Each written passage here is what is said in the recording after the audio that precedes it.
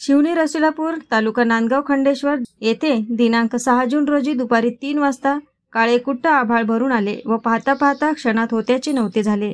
दुपारी 4 वाजताच्या सुमारास आभाळ भरून चक्रीवादळ वाऱ्यासोबत पावसाला सुरुवात झाली। पावसात हवेचा जोर इतका होता की राजेश बनसोड यांच्या घराचे टिनाचे छप्पर, घराच्या लोखंडी पाईप फॅनसहित उडून अनिल बनसोड यांच्या घरावर पडले। त्यामुळे दोन्ही घराचे अतोनात नुकसान झाले असून घरातील धान्य, लाकडी दिवाण वर मोठा दगड पडल्यामुळे दिवाण मोडला। गॅस, कपाट अनेक वस्तूंचे नुकसान झाले असून यात एक मुलगी व एक इसम जखमी झाले। तसेच सुनील बनसोड यांच्या गोठ्यावरचे टिनाचे छप्पर उडाल्यामुळे दगड पडून ऐन पेरणीच्या वेळेस बैल जखमी झाला आहे। हरिदास बुरे यांच्या घरावर बाभुळीचे झाड पडल्यामुळे कवेलू घराचे मोठे नुकसान झाले आहे।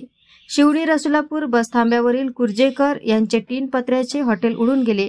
रोडवर झाडे पडलीत। प्रशासनाने नुकसानीचे पंचनामे करण्याचे काम मंडळ अधिकारी सौ दीप्ती पवार, तलाठी सौ अश्विनी उईके, कोतवाल मंगेश हटवार यांनी पंचनाम्याची प्रक्रिया पार पडली। AS न्यूज महाराष्ट्र करिता शिवणी रसुलापूर येथून प्रतिनिधी मिलिंद कडू।